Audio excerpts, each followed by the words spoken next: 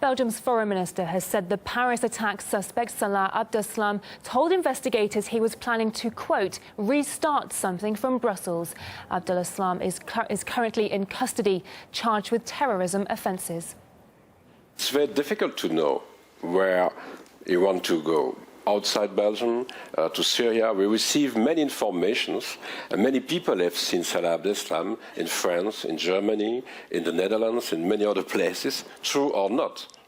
The next informations are that he was ready to restart something from Brussels. And it's maybe the reality, because I said we have found a lot of weapons, heavy weapons in the first investigations, and we have seen a new network of people around him in Brussels.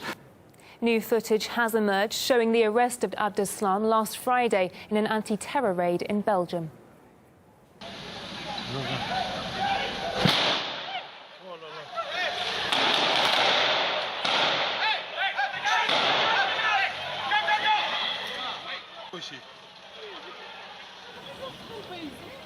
Meanwhile, a report made by the French anti-terror police into the Paris attacks has been leaked by the New York Times.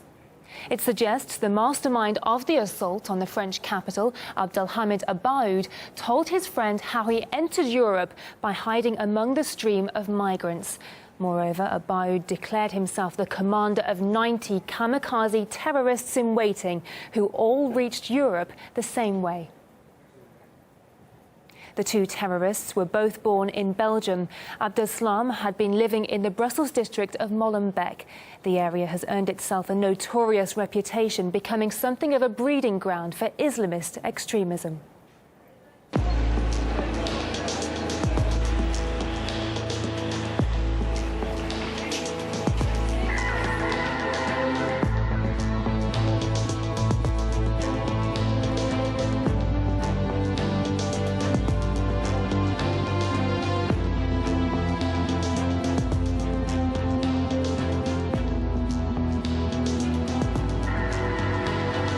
There is a lot of poverty, and immigrants have problems integrating into society. It is a real ghetto and a breeding ground for terrorism.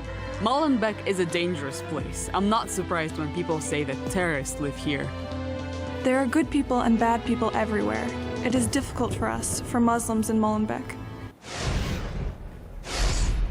Now, to discuss the latest revelations about the investigation into the Paris terror attacks, joining me now live from the French capital is MEP Aymeric Chouprade.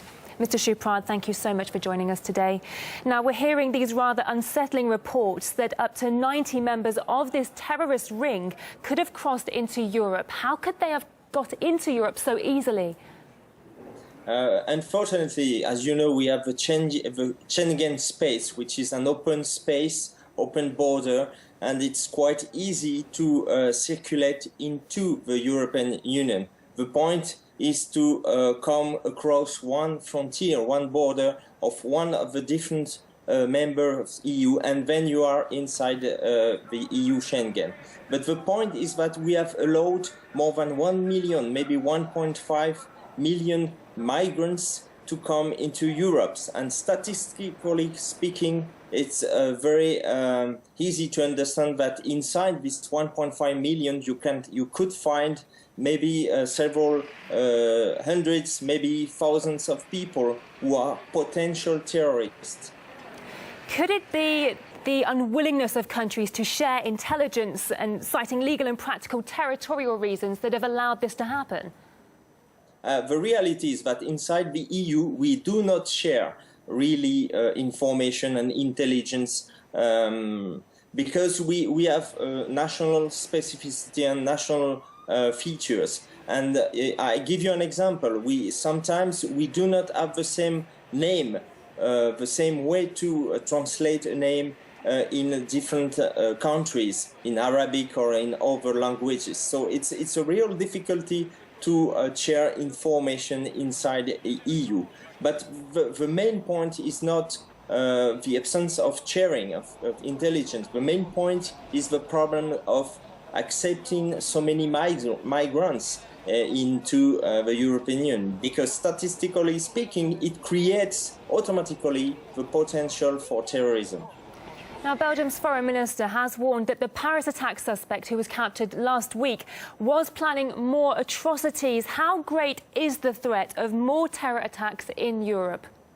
I really believe, unfortunately, that the threat is huge. We are quite sure now that there are groups of terrorists who are well organized. I give you the example regarding the Bataclan attacks in Paris. The same explosive have been used by the different groups. It means that maybe there is a factory